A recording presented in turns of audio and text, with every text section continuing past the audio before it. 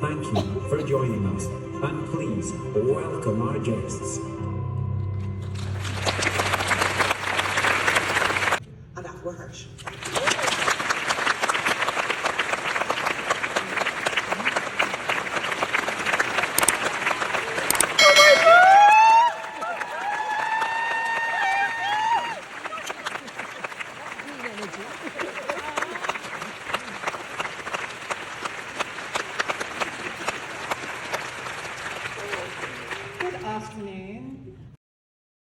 Okay for it to be messy. And you know, it's those small graces that I feel we're so often not allowed. And I really loved that, really reached me. So Kadiatu is the only one of the four women who's not from a wealthy background, or isn't wealthy through their own work. The others are basically rich. And not just rich, but rich Nigerians. And I was reflecting on this because rich Nigerian has become a trope, even in Africa, even in West Africa, the rich Nigerian. And I was so curious why you felt like exploring that. And it's not a simplistic journey. I mean, I say rich Nigerian, that's incredibly reductive. They're all very different. They all have a very different relationship with their wealth and privilege. And none of them conform to a stereotype of a rich Nigerian, actually, because they're human. Stereotypes aren't humans, but it's not always flattering. And so I'm just really curious, like, what made you want to go there, and where are you taking us with that journey? Well, you said it's not always flattering. I thought I was writing very flattering portraits. I think I should do Crazy Rich Nigerians. I actually had that in my head as the next project. But you're so right. I mean, rich Nigerian is a thing. In some ways, I think it's a trope. But really, so Nigeria, is such a complex place, obviously, and there's incredible poverty, as we know, but there's also incredible wealth. And I think it's impossible to understand a country like Nigeria if one doesn't engage with both. And I remember when I went to the US and quickly realizing how much Africa as a whole, to many Americans, was really just about poverty. And I remember just being irritated because I felt that people felt pity for me. And I, with my Nigerian Igbo woman arrogance, I thought, no, I feel sorry for you. Right? But really, and also just over time realizing as well that whenever African wealth is a topic of conversation, there's always the undertone that somehow it's not clean money. As though Africans who work hard and become wealthy don't exist. Yeah. There's always, and this is in different liberal circles in America, this idea of African wealth is always, maybe he stole money as a politician, maybe he did something dodgy. In a way that even if that is true, because I think that there's a certain level of wealth that, in my opinion, is difficult to amass if you haven't done something. I mean, dodgy in a way. But it's the kind of judgment that one doesn't necessarily think about in thinking about Western wealth. Yes. So people talk about, the rich Americans, and nobody's saying, But when it comes to rich Africans, and so I've always felt that is a judgment that's really not about the wealth. It's felt racist to me. But also, personally, I'm very interested in Nigerian wealth and how it colors the way we think, how it colors the way people who don't have access to that money think, how it colors religion, because Nigeria is the center of prosperity Christianity. And I personally have problems with that, but so all of those things. And so I wanted to write about it. And there are different kinds. Like you say, there's the woman, there's the family, she has parents who have clean money, generational money. There's Omelogo, who is, I suppose we could say, Novorish, and who is intentionally so, and who doesn't necessarily think in ethical terms when it comes to making money. And that's a bit of an understatement, because you being you really hold a lens up to the kind of problematic liberal American critique of wealthy Africans. But then you also give us a character who basically launders stolen money and is kind of unapologetic about it, until she isn't. Yeah. I just feel, well, someone has to launder the money, right? So, why? I mean, and I think that men often benefit from these things. So, however, we have a woman, and this is not to say that in Nigeria there are women who do these things. Yeah. It's true. Yeah. But I loved the fact that you weren't scared of feeding in to the trope. I felt that you weren't. You had totally zoned out. Yeah. What is corruption in Nigeria, but there's also tropes and stereotypes that obscure our understanding of Nigeria. You were just doing you. Oh, I was. I always tune out when I write fiction. I think everyone who writes fiction should. Otherwise, especially in this age, we will lie, right? We will censor ourselves because, this is such a, we live in such punitive times. Yeah. So I was thinking about what, when you were talking earlier, you said the rich Nigerian. And then, Afokos, you're just so sweet. You felt like you needed to make it clear that you sort of weren't generalizing about all rich Nigerians. And this is the result of not only your utter sweetness, but also I think the times we live in, right? I think most of the people here know that you were not generalizing. But there's something about the times we live in where we have to, because there's maybe one crazy person here who's going to go up and say, Afwa said all rich Nigerians. And this is the thing about living now, which I think gets in the way of creating art. Yeah. Because whether one likes it or not, I think to be human is to think about self-preservation. And so, and so this is all the things I try to just turn off in my head when I'm working.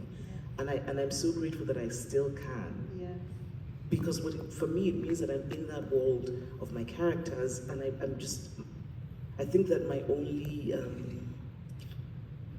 only responsibility, my only fidelity is to the characters, not to really, nothing else. After the book is done, I come back.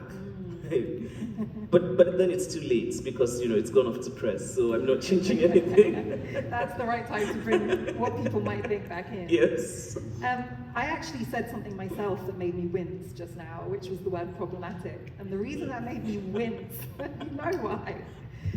One of the most unflattering to me portrayals is of the kind of politically correct, a right-wing person would probably call them woke, liberal American. There's one character that really hurts, a multiracial person who is so irritating and always manages to put down everything Omologo, one of the main characters, says. In fact, I've got to read a bit of the multiracial person because I was just, when you just pray that this is never something that's come out of your mouth or could ever come out of your mouth. So Omologo tells a really traumatic story in this. She's doing a master's, she shares a very traumatic family story, and the multiracial person's response is, you're weaponizing your family's loss, and that's problematic. These people love the word problematic. And then Omologo kind of goes on a bit of a rant, and she says, welcome to the world of the Americans, of the pious class. These pious people, they don't know love. Even the way they help each other is so cheerless and earnest. She goes after feminists too. A famous academic feminist, her followers loved her for her bitterness. And even if she ever wanted to let joy in, she couldn't because she would lose the applause. And anyway, it would have to be joy as resistance, or joy as a subversive anti-patriarchy project, never just joy. I read that, my first instinct was like, I know that person. My second reaction was like, I really hope I'm not that person. I'm not that person, but I recognized it. And I think that, like all of the incisive storytelling in this book, there's a bit of it that I think I might be guilty of, and there's a bit of it in the way that we are so hypercharged and looking to critique each other and looking to put people kind of on a side. And it's not humane. And I really felt you going at that in this book. No, that's certainly not you. I can tell you that. I know you. But also, can I just say how pleased I am that made you? I mean, I'm very flattered. I think that if you can write something that makes people wonder if that's them. I don't think it's humane, and I don't say that from. I just think that something's wrong with the way that we live now, and it just doesn't feel and it just doesn't. You're right. Humane is the word. It doesn't feel humane. It doesn't feel human. Because I really think, and especially as a storyteller, if you watch The Wall and you're looking for stories, I'm always doing that. You cannot help but see how flawed we are, but in my opinion, wonderfully flawed, and how perfection is not the real thing. But there's something in the times, and I don't like that word woke either, because I think, speaking of weaponized, I think that word woke has been weaponized. I hate it. Yes. I've always hated it. I mean, I just, and I will not use it because I think it's become a tool for people on the right in the US, and it's just... But it's also nonsensical because it seems to be a critique based on the fact that people are awake, which is such a strange thing to criticize to me. But also why would that be bad? But to think about the real, I mean, this is also an African American thing that I think the war co-opted and in some ways destroyed. Yeah. But that idea of being alert and awake to the world you're living in, and thinking about things like justice, I think is a beautiful thing. I agree. But it really, I mean, also the word I hate to use is weaponized. Yeah. That word will never, on a serious note, come out of my mouth. Will not. And even just the turning of nouns into verbs and adjectives. Yeah. Why? There's something also wrong with language. I feel like a cranky old uncle. Yes. In the book, yes. I mean, anyway. So I think for me the biggest one which I share with centering. Let's center the African women. Chimamanda's not a fan of centering. That is the word I use, and it did make me see myself. Oh, I'm sure. What the actual hell? But also, but here's the thing. I think for me, it's the vapidity and the easiness of the language. Sometimes the ideas are worth it.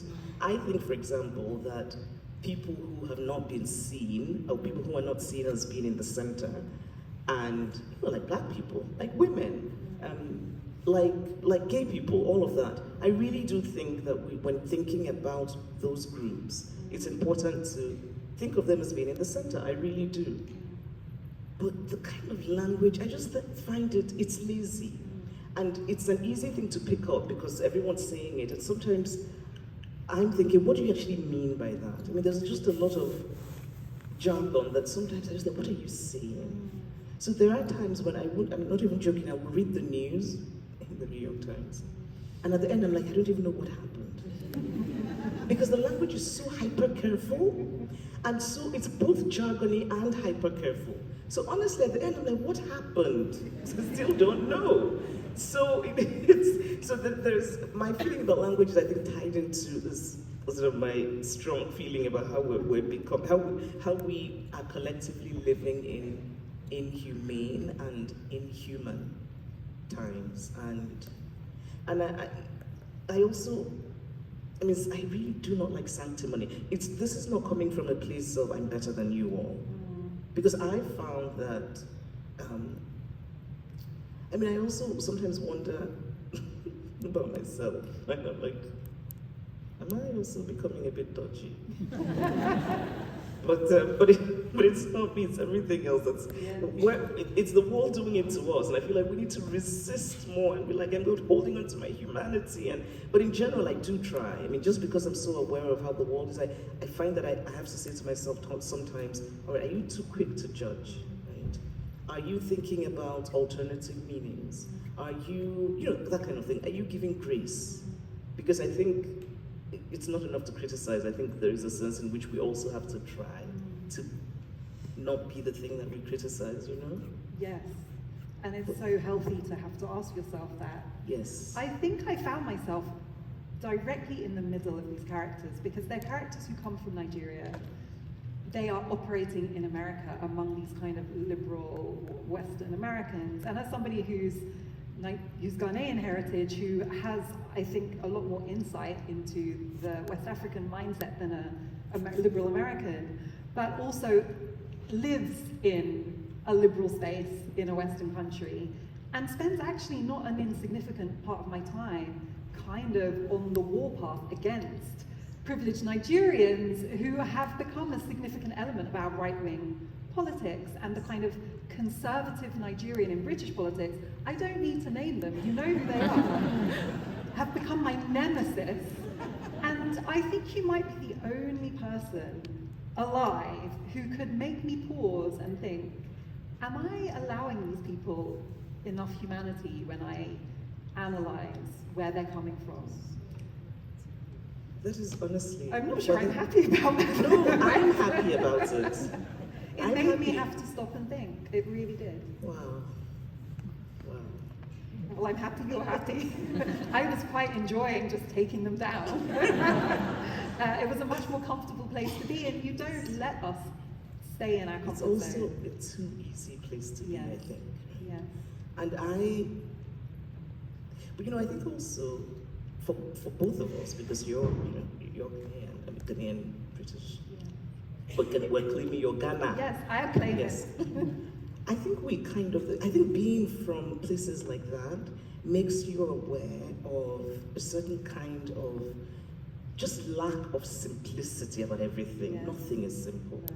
So you grew up with uncles who have just the most odious political views, but you find space to love them because you love them. Yeah. And so I grew up with, I would have arguments with relatives about, for me, it was mostly gender and sort of talking about women and what women were allowed to do and things that seemed to me so self-evident. People I loved would have these opinions that just seemed to me mad. So growing up that way and then going to the US, and especially in these times where somebody who has a slightly different view from you, it becomes so horribly moralized, and that person, it's not that the person has bad views, it's the person is bad. It was very difficult for me because I've never been that way just because of the way that I grew up. Yeah. The reason it makes me happy that you're thinking of the humanity of you can Wonder say that name, or any of them. No, not interested in naming names, especially of people who are just not terribly interesting. But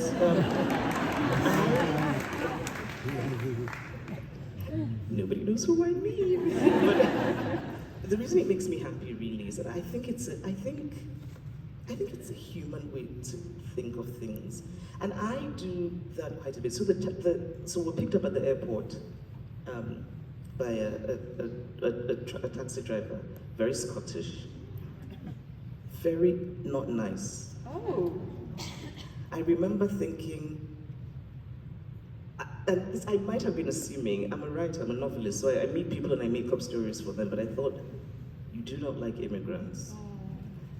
You think, here come these black people, they're probably not going to leave, That's what I was thinking, because and it's not that he did anything, he didn't say anything overt, but you can sense things, and I think I read people fairly well. And I think when you're a black person, often you can tell, you can tell. And I remember thinking, he's such an asshole. I was in a bad mood, I hadn't slept well on the flight, and then afterwards, after he dropped us off, I thought, I think I'm going to write a complaint. Silly man, he dropped us off, 20 meters from the airport, from the hotel entrance. Why? And then he's like, yeah, that's the hotel. So my brother and I actually had to, and just done in a way that just something there. But later I started thinking, who knows what his story? To be critical of a part of a culture doesn't mean that you are throwing everything away. Yeah. I love being an Igbo woman. Yeah. I love being a Nigerian, shockingly enough. And, there's a lot I want to change, but I don't want to stop being who I am, Yeah. I just wish that we had more people on board, and I wish change would come faster. But I've been so greedy, I've taken up all the time, and I was meant to give you time for questions. Can I just take one, just so that a token question to make the audience feel like I haven't completely ignored you? And I'll answer very quickly. I'm so sorry. Okay, let's have one.